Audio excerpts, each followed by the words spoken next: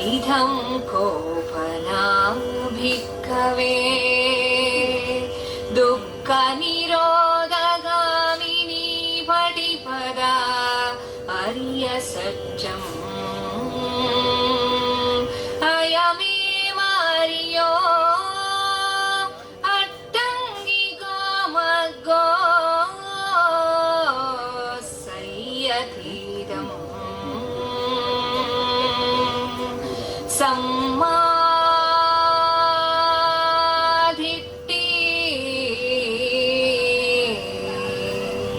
सम्मादिट्टि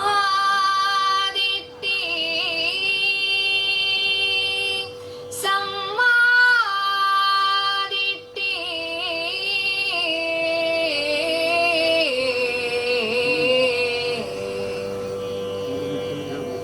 ಇದು ಅಷ್ಟಾಂಗ ಮಾರ್ಗದ ಒಂದು ವಿಶ್ಲೇಷಣೆಯನ್ನು ಕೊಟ್ಟಿದ್ದಾನೆ. ಇದು ಬಹಳ ನಾವು ನಿಜ ಜೀವನದಲ್ಲಿ ಇದನ್ನು ಅಳವಡಿಸಬೇಕು ಅನ್ನೋದಾದರೆ ಇಲ್ಲಿ ಮುಂದೆ ಹೇಳ್ತಕ್ಕಂಥದ್ದಿನ 10 ನಿಮಿಷಗಳಲ್ಲಿ ಇದು ಮುಕ್ತಾಯ ಆಗುತ್ತೆ. ಹಾಗಾಗಿ ಇದು ಬಹಳ ಮುಖ್ಯವಾದ ಒಂದು ಭಾಗ. ಇದು ನಿಮಗೆ ಉಪಯೋಗಕ್ಕೆ ನಿಜವಾಗಿಯೂ ಬರುತ್ತೆ ಅಂತ ನಾನು ಭಾವಿಸ್ತೇನೆ. ಇಲ್ಲಿ ಏನು ಹೇಳ್ತಾನೆ ಅಂತ ಹೇಳಿದ್ರೆ, ಶಾಶ್ವತವಾಗಿ ನಾವು ದುಃಖದಿಂದ ಬಿಡುಗಡೆ ಆಗಬೇಕು ಅಂತ ಹೇಳಿದ್ರೆ ಅಷ್ಟಾಂಗ ಮಾರ್ಗವನ್ನ, ಹಿಂದೆ ಹೇಳಿದ್ದ ನಾವು ಅಷ್ಟಾಂಗ ಮಾರ್ಗವನ್ನ ನಾವು ಅದನ್ನ ಅನುಸರಿಸಬೇಕು ಅಂತಕ್ಕಂಥದ್ದು. ಈ ಅಂಗಗಳ ವಿವರಣೆಯನ್ನು ಸ್ವಲ್ಪ ಸಂಕ್ಷಿಪ್ತವಾಗಿ ಹೇಳ್ತೇನೆ, ನೀವೇ ವಿಚಾರ ಮಾಡಿ. ಅದರಲ್ಲಿ ತರ್ಕ ಇದೆಯಾ, ಅದು ಪ್ರಾಕ್ಟಿಕಲ್ ಆಗಿದೆಯಾ, ಅಥವಾ ಎಲ್ಲ ಏನು ವೇದ ಘೋಷಗಳು ನಾವು ಏನು ಮಾಡ್ತೀವಿ ಆ ರೀತಿ ಇದೆಯಾ ಅನ್ನೋದು ನೀವೇ ಇದನ್ನ ವಿಶ್ಲೇಷಣೆ ಮಾಡಬಹುದು. ಅದರಲ್ಲಿ ಮೊದಲನೆಯದು ಸಮ್ಮದಿಟ್ಟಿ ಅಂತಕ್ಕಂಥದ್ದು. ಸಮ್ಮದಿಟ್ಟಿ ಅಂತ ಹೇಳಿದ್ರೆ ಸರಿಯಾದ ದೃಷ್ಟಿ ಇರಬೇಕು ಜೀವನದಲ್ಲಿ ಅಂತಕ್ಕಂಥದ್ದು. ಸರಿಯಾದ ದೃಷ್ಟಿ ಅಂದ್ರೆ ಅದು ದೃಷ್ಟಿ ದೋಷ ಅಲ್ಲ, ಅದಕ್ಕಾಗಿ ಕನ್ನಡಕ ಹಾಕಬೇಕು ಅಂತಕ್ಕಂಥ ಅರ್ಥ ಅಲ್ಲ. ಇಲ್ಲಿ ಸಮ್ಮದಿಟ್ಟಿ ಅಂತ ಹೇಳಿದ್ರೆ ಜೀವನವನ್ನ ನೋಡ್ತಕ್ಕಂಥ ಒಂದು ಅಂತರ್ದೃಷ್ಟಿಯನ್ನ ನಾವು ಬೆಳೆಸ್ಕೊಳ್ಬೇಕು. ಇದನ್ನ ದಮ್ಮ ದೃಷ್ಟಿ ಅಂತಲೂ ಕರೀತಾರೆ. ಆದರೆ ದಮ್ಮ ತತ್ವಗಳನ್ನ ಅಳವಡಿಸಿಕೊಂಡು ಜೀವನದ ಘಟನೆಗಳನ್ನ ನೋಡುವ ಒಂದು ಬಗೆ. ಇದಕ್ಕೆ ಸರಿಯಾದ ದೃಷ್ಟಿ ಇರಬೇಕು ಅಂತ. ನಾವು ನಮ್ಮ ಘಟನೆಗಳು ನೋಡುವಾಗ ಅದರ ಹಿಂದೆ ಏನು ತತ್ವ ಇದೆ ಅಂತಕ್ಕಂಥದ್ದು ನಾವು ಗಮನಿಸೋದಿಲ್ಲ. ಹಾಗಾಗಿ ನಮಗೆ ದುಃಖ ಹೆಚ್ಚಾಗುತ್ತೆ ಅನ್ನೋ ಒಂದು ಮಾತು. ದಮ್ಮ ತತ್ವ ಅಂದ್ರೆ ಇಲ್ಲಿ ಕ್ಷಣ ಕ್ಷಣಕ್ಕೂ ಬದಲಾಗುವ ವಿಶ್ವವನ್ನ ಗುರುತಿಸುವ ಒಂದು ಬಗೆ ಅಂತೇಳಿ ನಾವು ನೋಡುವಾಗ ಇದು ಈಗ ಇದ್ದಾಗೆ ಇರುವುದಿಲ್ಲ ಅನ್ನುವುದು ನಮಗೆ ಗೊತ್ತಾಗಬೇಕು. ಉದಾಹರಣೆಗೆ, ನೀವೆಲ್ಲ ಈ ಕಾರ್ಯಕ್ರಮಕ್ಕೆ ಬಂದಿದ್ದೀರಿ, 2 ಗಂಟೆ ಹಿಂದೆ ನೀವು ಈಗ ಬಂದಿದ್ದೀರಿ. ಇವಾಗ 2 ಗಂಟೆ ಸಂದು ಹೋಗಿದೆ. ಈಗ ನೀವು ಹೋಗುವಾಗ ಬದಲಾದ ವ್ಯಕ್ತಿಗಳಾಗಿಯೇ ಹೊರಗೆ ಹೋಗ್ತೀರಿ. ಯಾಕೆ ಅಂತ ಹೇಳಿದ್ರೆ, ನೀವು ಇಲ್ಲಿ ಬಂದಾಗ 2 ಗಂಟೆ ಹಿಂದೆ 6:00ವರೆಗೆ ನೀವು ಇಲ್ಲಿ ಬಂದಾಗ ನೀವು ಇದ್ದವರೇ ಬೇರೆ, ಈಗ 9 ಗಂಟೆ ಸಮಯಕ್ಕೆ ನೀವು ಹೊರಟು ಹೋಗುವವರೇ ಬೇರೆ. ಯಾಕೆ ಅಂತ ಹೇಳಿದ್ರೆ, ನಿಮಗೆ 2 ಗಂಟೆಗಳ ಆಯುಷಲ್ಲಿ 2 ಗಂಟೆ ಸೇರ್ಪಡೆ ಆಗಿದೆ. 2 ವರ್ಷ ಆಯುಷು, 2 ಗಂಟೆಗಳ ಆಯುಷು ನಿಮ್ಮ ಇದಕ್ಕೆ ಸೇರ್ಪಡೆ ಆಗಿದೆ. ಹಾಗಾಗಿ ಆ ಬದಲಾವಣೆಯನ್ನ ಗುರುತಿಸ್ತಕ್ಕಂಥ ಒಂದು ದೃಷ್ಟಿ ನಮಗೆ ಇರಬೇಕು ಅಂತ. ನೀವು ಇಲ್ಲಿ ಕೂತಾಗ ಸುಮಾರು ನಿಮ್ಮ ಒಂದು ಉಸಿರಾಟದಲ್ಲಿ ಲಕ್ಷಾಂತರ ಏನು ಸೂಕ್ಷ್ಮ ಜೀವಿಗಳು ಒಳಗೆ ಹೊರಗೆ ಪ್ರವಾಸವನ್ನ ಮಾಡಿದ್ದಾವೆ, ಎಷ್ಟೋ ಸತ್ತಿದ್ದಾವೆ, ಎಷ್ಟೋ ಹುಟ್ಟಿದ್ದಾವೆ. ಇಂತಹ ಒಂದು ಪರಿವರ್ತನೆ ಆಗಿರುವುದರಿಂದ ನೀವು ಬಂದವರು ಈಗ ಹೋಗುವವರಲ್ಲ. ಈ ತರದ ಒಂದು ನಶ್ವರತೆ ಏನಿದೆ ಜೀವನದಲ್ಲಿ, ಅದನ್ನ ನೋಡ್ತಕ್ಕಂಥ ಒಂದು ದೃಷ್ಟಿ ಕೋನ ಏನಿದೆ, ಅದಕ್ಕೆ ಸರಿಯಾದ ದೃಷ್ಟಿ ಅಂತ ಬುದ್ಧ ಕರೀತಾರೆ.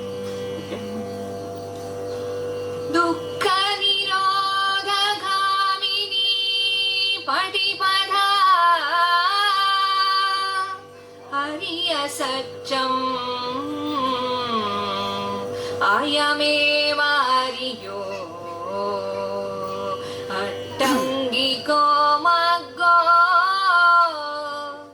ಸಯ್ಯತೀದಂ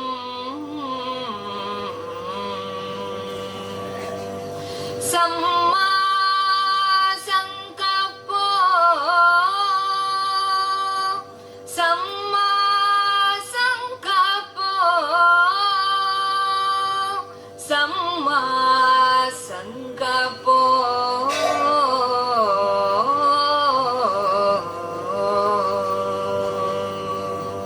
ಇದು 2ನೆಯ ಅಂಗ ಅಷ್ಟಾಂಗ ಮಾರ್ಗದಲ್ಲಿ. 2ನೇ ಅಂಗ ಇದು ಸಂಕಪ್ಪು ಅಂದ್ರೆ ಸರಿಯಾದ ಸಂಕಲ್ಪನೆ ಅಥವಾ ಸರಿಯಾದ ಯೋಚನೆ ಅಂತಕ್ಕಂಥದ್ದು. ನಮ್ಮ ಯೋಚನೆಗಳು ದಮ್ಮ ತತ್ವಗಳಿಗೆ ಬದ್ಧವಾಗಿರಬೇಕು ಅಂತಕ್ಕಂಥದ್ದು. ನಮ್ಮ ವಿಚಾರ ತರಂಗಗಳೇ ನಮ್ಮ ಫಲಿತಾಂಶಗಳನ್ನ ನಿರ್ಣಯ ಮಾಡ್ತಕ್ಕಂಥದ್ದನ್ನ ನಾವು ಅರಿಯಬೇಕು ಅಂತ ಅನ್ನುವುದನ್ನ ನಾವು ಮರೆಯಬಾರದು. ಒಳ್ಳೆಯ ವಿಚಾರಗಳು ಒಳ್ಳೆಯ ಫಲಿತಾಂಶವನ್ನ ಕೊಡುತ್ತವೆ. ನಾವು ಇದನ್ನ ಬೇಕು ಅಂತ ಹೇಳಿದ್ರೆ ಪ್ರಯೋಗ ಮಾಡಿ ನೋಡಬಹುದು. ಇಂಗ್ಲಿಷ್ ನಲ್ಲಿ ಇದನ್ನ ಏನಂತಾರೆ ಅಂದ್ರೆ what you think that you will be ಅಂತಾರೆ. ನೀವು ಏನನ್ನ ಯೋಚನೆ ಮಾಡ್ತೀರೋ ಅದೇ ಆಗ್ತೀರಿ ಅಂತೇಳಿ ಈ ನಾಣ್ಣುಡಿ ಇರೋದ್ರಿಂದ ನಮ್ಮ ಚಿಂತನೆಗೆ ಅನುಗುಣವಾಗಿ ನಮ್ಮ ವ್ಯಕ್ತಿತ್ವ ರೂಪುಗೊಳ್ಳುತ್ತದೆ ಅಂತ. ವ್ಯಕ್ತಿತ್ವನ ನೋಡಿದ್ರೆ ನಾವು ಇವನು ಇದೇ ತರ ಚಿಂತನೆ ಮಾಡ್ತಾನೆ ಅಂತಕ್ಕಂಥದ್ದು ವೈಜ್ಞಾನಿಕವಾಗಿ ಹೇಳ್ಬೋದು. ಅದೇನು ಶಾಸ್ತ್ರ ಅಥವಾ ಜಾತಕ ಫಲ ನೋಡಿ ಹೇಳ್ತಕ್ಕಂಥದ್ದಲ್ಲ. ನಾವು ಬರೆದುಕೊಳ್ಳುವ ನಮ್ಮ ಆತ್ಮಕಥನದಲ್ಲಿ ನಾವು ಕಥಾನಾಯಕರಾಗಬೇಕು ಅಥವಾ ಖಳನಾಯಕರಾಗಬೇಕು ಅಂತಕ್ಕಂಥದ್ದು ನಮ್ಮ ಚಿಂತನೆ, ನಮ್ಮ ಸಂಕಲ್ಪಗಳು ನಿರ್ಣಯ ಮಾಡ್ತವೆ. ಸೊ ಹಾಗಾಗಿ ನಮ್ಮ ಸಂಕಲ್ಪನೆಗಳು, ಚಿಂತನೆಗಳು ಸ್ಪಷ್ಟವಾಗಿರಬೇಕು. ಆದ್ದರಿಂದ ಇದನ್ನ ನಮ್ಮ ಚಿಂತನೆಗಳು ನೇರವಾಗಿರಬೇಕು, ಪರಿಪೂರ್ಣವಾಗಿರಬೇಕು. ತಪ್ಪು ಚಿಂತನೆಗಳಿಂದ ತಪ್ಪು ಪರಿಣಾಮಗಳು ದೊರೆತಾಗ ಪಶ್ಚಾತ್ತಾಪ ಪಡ್ತಕ್ಕಂಥವ್ರು ನಾವೇನೆ. ಮತ್ತೊಬ್ಬರನ್ನ ಅದಕ್ಕೆ ಹೊಣೆ ಮಾಡಲಿಕ್ಕೆ ಸಾಧ್ಯವಿಲ್ಲ. ಇದು 2ನೇ ಅಂಗದ ಒಂದು ಸಾರಾಂಶ. ದುಃಖ ನಿರೋಧಗಾಮಿನಿ ಪಟಿಪದ ಅರಿಯ ಸತ್ಯಂ ಅಯಮೇವಾರಿಯೋ ಅಟಂಗಿಕೋ ಮಗ್ಗೋ ಸಯ್ಯತೀಧಂ ಸಮ್ಮಾವಾಚ ಸಮ್ಮಾವಾಚ ಸಮ್ಮಾವಾಚ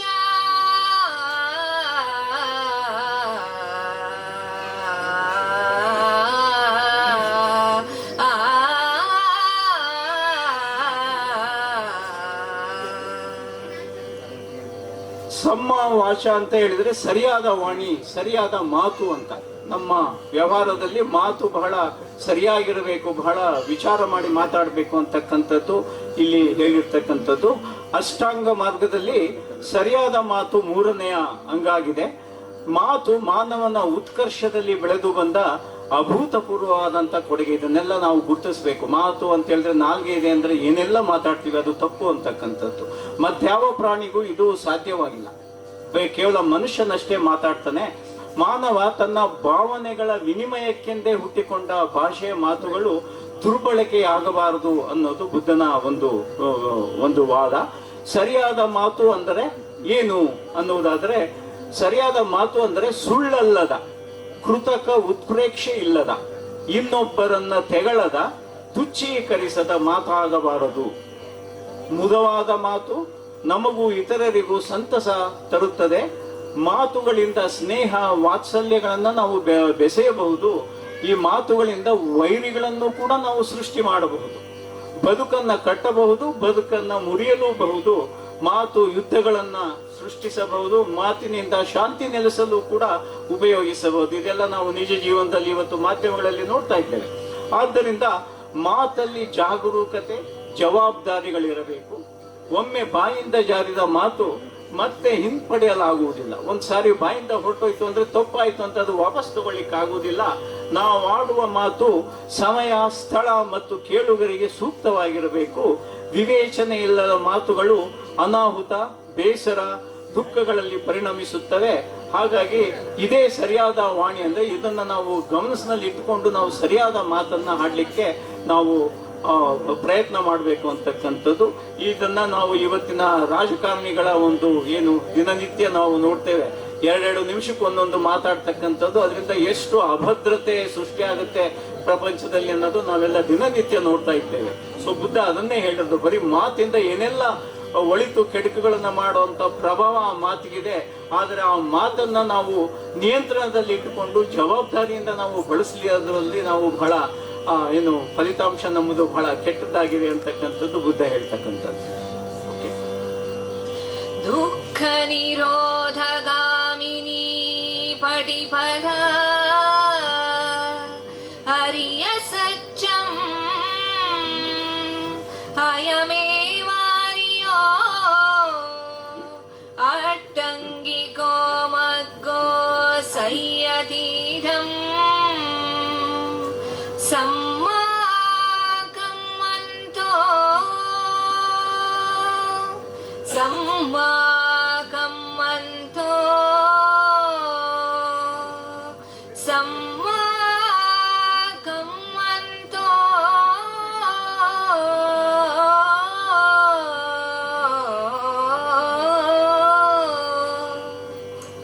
ಸಮ್ಮ ಕಮ್ಮಂತು ಅಂತ ಹೇಳಿದ್ರೆ ಒಂದು ಸರಿಯಾದ ಕ್ರಿಯೆ ಅಂತಕ್ಕಂಥದ್ದು. ಮಾದಕ ವಸ್ತುಗಳ ಮಾರಾಟ, ಕೊಲೆ, ಸುಲಿಗೆ, ಕಳ್ಳತನ, ಅನೈತಿಕ ವೃತ್ತಿಗಳು ಯಾರ ಜೀವನಕ್ಕೂ ಕೂಡ ಇವು ಅನಿವಾರ್ಯವಲ್ಲ. ನಮ್ಮ ಜೀವನ ವೃತ್ತಿಗಳು ಪರಿಸರ ಪ್ರೇಮಿ, ಮಾನವ ಪ್ರೇಮಿ ಆಗಿರಬೇಕು. ನಮ್ಮ ವೃತ್ತಿಗಳು ನಮ್ಮಲ್ಲಿ ಅಡಕವಾಗಿರ್ತಕ್ಕಂಥ ಸುಪ್ತ ಪ್ರತಿಭೆಗಳನ್ನ ಬಿಂಬಿಸುವ ವೇದಿಕೆಗಳಾಗಬೇಕು. ಇದರಿಂದ ವೃತ್ತಿ ಪ್ರೇಮ ಸೃಷ್ಟಿಯಾಗುತ್ತದೆ. ಆಗ ವೃತ್ತಿ ಜೀವನ ಯಾಂತ್ರಿಕ ಅನ್ನಿಸುವುದಿಲ್ಲ. ವೃತ್ತಿಯ ಬಗ್ಗೆ ಒಂದು ರೀತಿಯ ಅನುರಾಗ ಹುಟ್ಟುತ್ತೆ. ಪ್ರತಿನಿತ್ಯ ಹೊಸದೊಂದನ್ನು ಕಂಡಂತಹ ಒಂದು ಸಂತೃಪ್ತಿ ದೊರೆಯುತ್ತದೆ. ಇದೇ ಬುದ್ಧನು ಕಂಡ ಸರಿಯಾದ ಜೀವನ ವೃತ್ತಿ ಅಂತ. ಇದನ್ನು ನಾವು ಇವತ್ತು ಸಾಫ್ಟ್ವೇರ್ ಇಂಜಿನಿಯರ್ಗಳ ಒಂದು ವರ್ಕಿಂಗ್ ಇದಕ್ಕೆ ನೋಡುವಾಗ ಇದೆಲ್ಲದಕ್ಕೂ ತದ್ವಿರುದ್ಧನೇ ಇದೆ. ಅದರಲ್ಲಿ ಎಂತ ಆಗುತ್ತೆ ಅಂತ ಹೇಳಿದ್ರೆ, ತಮ್ಮಷ್ಟಕ್ಕೆ ತಾವೇ ಒಂದು ಹಿಂಸೆಗೆ, ಹಣದ ಆಸೆಗೆ ತಮ್ಮಷ್ಟಕ್ಕೆ ತಾವೇ ಹಿಂಸೆ ಮಾಡ್ಕೊಳ್ತಕ್ಕಂಥ ಒಂದು ಸನ್ನಿವೇಶಕ್ಕೆ ಅವರು ವಾಲಂಟಿಯರ್ ಆಗಿ ಹೋಗ್ತಕ್ಕಂಥ ಸನ್ನಿವೇಶ ಇವತ್ತು ನೋಡ್ತಾ ಇದ್ದೀವಿ. ಹಾಗಾಗಿ ಕೆಲ ದಿನಗಳಾದ ನಂತರ ಈಗ ಪಾಶ್ಚಿಮಾತ್ಯ ದೇಶಗಳಲ್ಲಿ ನೋಡ್ತಾ ಇದ್ದೀವಿ, 35-40 ವರ್ಷ ಆದ ತಕ್ಷಣ ಈ ಇಂಜಿನಿಯರ್ಗಳಿಗೆಲ್ಲ ಒಂದು ರೀತಿ ಮಿಡ್ಲ್ ಏಜ್ ಸಿಂಡ್ರೋಮ್ ಅಂತ ಯಾವುದೋ ಒಂದು ಮಾನಸಿಕ ವ್ಯಾಧಿ ಬರ್ತಾ ಇದೆಯಂತೆ. ಸೊ ಇವೆಲ್ಲವನ್ನು ಗಮನಿಸಿ ನಾವು ನಮ್ಮ ಜೀವನವನ್ನ ಸರಿಯಾದ ಜೀವನ ವೃತ್ತಿಯನ್ನ ಕೈಗೊಳ್ಬೇಕು ಅಂತಕ್ಕಂಥದ್ದು. ನಿರೋಧಗಾಮಿನಿ ಪಟಿಪದ ಹರಿಯ ಸಜ್ಜಂ ಅಯಮೇವಾರಿಯೋ ಅಟ್ಟಂಗಿಕೋ ಮಗ್ಗೋ ಸಯ್ಯತೀರಂ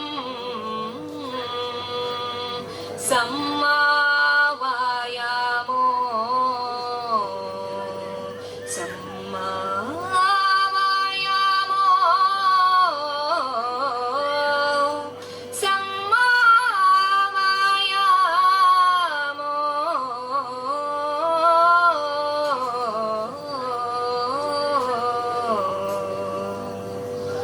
ಸಮ್ಮ ವಾಯಾಮ ಇದು ಕೂಡ ಬಹಳ ವೈಜ್ಞಾನಿಕವಾದಂತಹ ಒಂದು ತತ್ವ. ಸಮ್ಮ ವಾಯಾಮ ಅಂದ್ರೆ ಸರಿಯಾದ ಪ್ರಯತ್ನ ಅಂತಕ್ಕಂಥದ್ದು. ನಿಸರ್ಗದ ನಿಯಮಗಳಲ್ಲಿ ನಾವು ಇಲ್ಲಿ ಒಂದು ಬೋರ್ಡ್ ಅನ್ನು ಹಾಕಿದ್ದೇವೆ, ಕಾರಣತ್ವದ ತತ್ವ ಅಂತ. ಪ್ರತಿಯೊಂದು ಕೂಡ ಕಾರಣ ಪರಿಣಾಮಗಳಿಂದ ಜೋಡಿಸಿದೆ ಅಂತ. ಇದನ್ನ ನಾವು ವಿಜ್ಞಾನದಲ್ಲಿ ಕೂಡ ಅಭ್ಯಾಸ ಮಾಡ್ತೀವಿ. ಇದು ಬಹಳ ಪ್ರಭಾವಶಾಲಿಯಾದಂತ ಒಂದು ತತ್ವ. ಯಾಕೆ ಅಂತ ಹೇಳಿದ್ರೆ, ಬ್ರಹ್ಮಾಂಡದಲ್ಲಿ ನಾವು ಕಾಣುವ ಪ್ರತಿಯೊಂದು ಘಟನೆಗೂ ಅದಕ್ಕೆ ಕಾರಣ ಮತ್ತೆ ಪರಿಸ್ಥಿತಿಗಳು ಪೂರಕವಾಗಿರುತ್ತೆ. ಇವೆರಡು ಇಲ್ಲ ಅಂತ ಹೇಳಿದ್ರೆ ಯಾವ ಘಟನೆಯೂ ಕೂಡ ಸಂಭವ ಆಗ್ಲಿಕ್ಕೆ ಸಾಧ್ಯ ಇಲ್ಲ ಅಂತಕ್ಕಂಥದ್ದು. ಅಂದರೆ ಪ್ರತಿಯೊಂದಕ್ಕೂ ಮತ್ತೊಂದು ಕಾರಣವಾಗಿದೆ. ಇದು ಈ ತತ್ವದ ಒಂದು ಒಳ ಅರ್ಥ. ಹಾಗಾಗಿ ನಮ್ಮ ಪ್ರಯತ್ನಗಳು ಸರಿಯಾಗಿರಬೇಕು ಅಂತ. ಉದಾಹರಣೆ ಹೇಳುವುದಾದ್ರೆ, ಈಗ ಪ್ರಯೋಗಶಾಲೆಯಲ್ಲಿ ನೀರನ್ನ ಸೃಷ್ಟಿ ಮಾಡಬೇಕು ಅಂದ್ರೆ ಏನ್ ಮಾಡ್ತಾರೆ ಅಂತ ಹೇಳಿದ್ರೆ, ಜಲಜನಕ, ಆಮ್ಲಜನಕವನ್ನ ಒಂದು ನಿಗದಿತ ಪ್ರಮಾಣದ ತಾಪಮಾನದಲ್ಲಿ ಮಿಶ್ರಣ ಮಾಡ್ತಾರೆ. ಇದೇ ಅದರ ಒಂದು ಏನು ಕಾರಣ ಪರಿಣಾಮ ಅಂತಕ್ಕಂಥದ್ದು. ಅದು ಯಾವ ತಾಪಮಾನದಲ್ಲಿ ಮಿಶ್ರ ಆದ್ರೆ ನೀರಾಗುತ್ತೆ ಅಂತಕ್ಕಂಥದ್ದು ಅವರಿಗೆ ಹೇಗೆ ತಿಳುವಳಿಕೆ ಇರುತ್ತೆಯೋ ಹಾಗೆ ಜೀವನದಲ್ಲಿಯೂ ಕೂಡ ಈ ಕಷ್ಟಗಳನ್ನ ನಾವು ಎದುರಿಸಬೇಕಾದ್ರೆ ಈ ತರ ಕಾರಣಗಳ ವಿಶ್ಲೇಷಣೆಯನ್ನ ಮಾಡುವುದರ ಮುಖಾಂತರ ನಾವು ಸರಿಪಡಿಸಿಕೊಳ್ಬಹುದು ಅಂತಕ್ಕಂಥದ್ದು ಬುದ್ಧನ ಒಂದು ಸಂದೇಶ. ದುಃಖ ನಿರೋಧಗಾಮಿನಿ ಪಟಿಪದ ಹರಿಯ ಸಜ್ಜಂ ಅಯಮೇವಾರಿಯೋ ಅಟ್ಟಂಗಿಕೋ ಮಗ್ಗೋ ಸಯ್ಯತೀರಂ ಸಮ್ಮಾಸತಿ ಸಮ್ಮಾಸತಿ ಸಮ್ಮಾಸತಿ.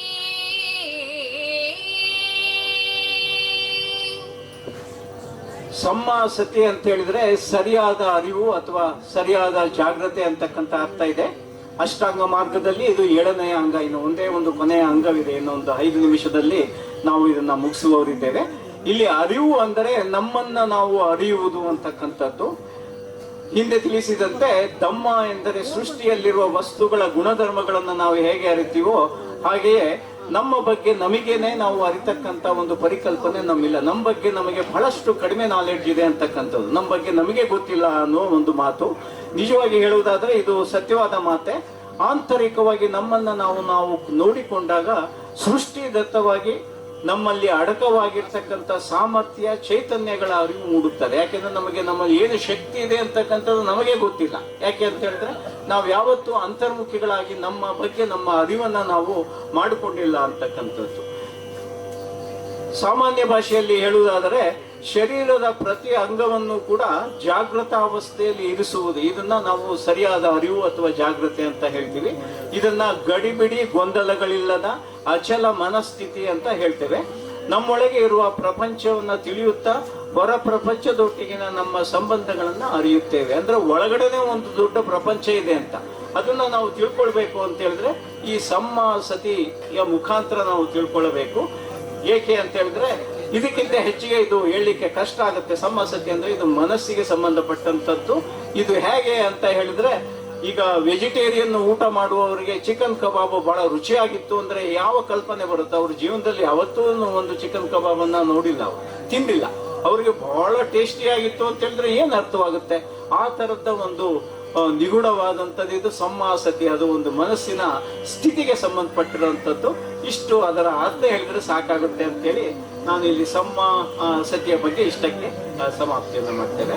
ಮುಂದಿನದು ದುಃಖ ನಿರೋಧಗಾಮಿನಿ ಪಡಿಪದ ಅರಿಯ ಸಚ್ಚಂ ಅಯಮೇವಾರಿಯೋ ಅಟ್ಟಂಗಿಕೋ ಮಗ್ಗೋ ಸಯ್ಯತೀರಂ ಸಮ್ಮಾ ಸಮಾಧಿ ಸಮ್ಮಾ ಸಮಾಧಿ ಸಮ್ಮಾ ಸಮಾಧಿ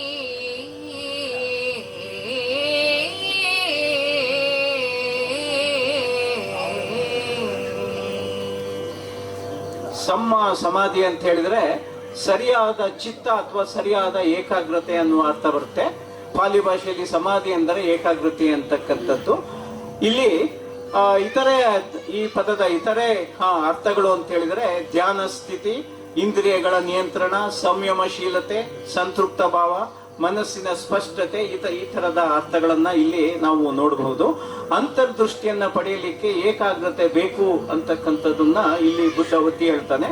ಇದು ಪತಂಜಲಿಯ ಯೋಗ ಸೂತ್ರದಲ್ಲಿ ಕೂಡ ನಾವು ಈ ಸಮಾಧಿ ಸ್ಥಿತಿಯ ಬಗ್ಗೆ ಬಹಳಷ್ಟು ಉಲ್ಲೇಖ ಇದೆ.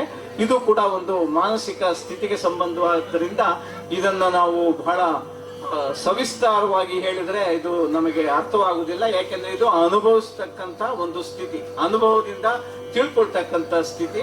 ಇದು ಓದುವುದರ ಮೂಲಕ ಅಥವಾ ಕೇಳುವುದರ ಮೂಲಕ ಈ ಸ್ಥಿತಿಯ ಅರಿವಾಗುವುದು ಬಹಳ.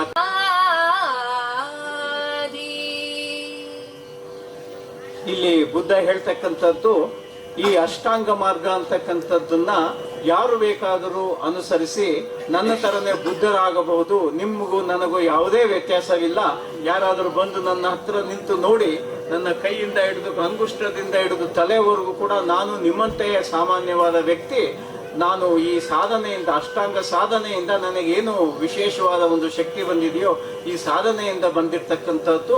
ಅದು ಯಾವ ನರಮಾನವರು ಕೂಡ ಇದನ್ನ ಮಾಡಿ ಈ ಶಕ್ತಿಯನ್ನ ಪಡೆಯಬಹುದು ಅಂತಕ್ಕಂಥದ್ದು ಈ ಮಾತುಗಳ ಒಂದು ಅರ್ಥ. ಇಲ್ಲಿಗೆ ಈ ನಮ್ಮ ಮಂಗಳ ಹೇಳ್ತಾರೆ ಈಗ. ಓಕೆ,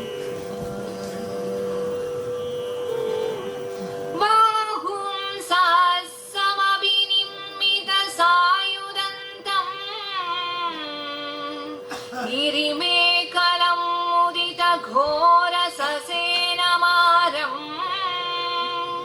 ತಾನಾದಿ ಧಮ್ಮ ವಿಧಿನಾಜಿತ ವಾಮುನಿಂದೋ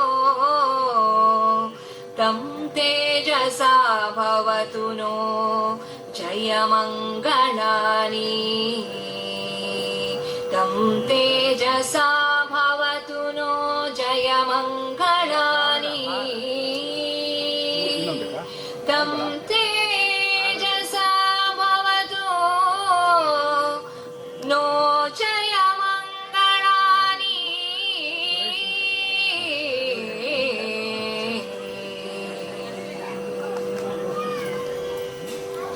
ಇಲ್ಲಿಗೆ ಮುಕ್ತಾಯವಾಗಿದೆ. ಇದು ವಿಶೇಷತೆ ಏನು ಅಂತ ಹೇಳಿದ್ರೆ, ಈ ಪಾಲಿ ಭಾಷೆಗೆ ಮೊದಲ ಬಾರಿಗೆ ಅನುಪಮರವರು ಗಮಕದ ಒಂದು ಮೆರಗನ್ನ ಕೊಟ್ಟು ಹಾಡಿರ್ತಕ್ಕಂಥದ್ದು. ಇದು ಸಾಹಿತ್ಯದಲ್ಲಿ ಇದು ಒಂದು ಪ್ರಥಮ ಪ್ರಯೋಗ ಅಂತಕ್ಕಂಥದ್ದು ನಮಗೆಲ್ಲರಿಗೂ ಜ್ಞಾಪಕ ಇದ್ರೆ ಒಳ್ಳೆಯದು.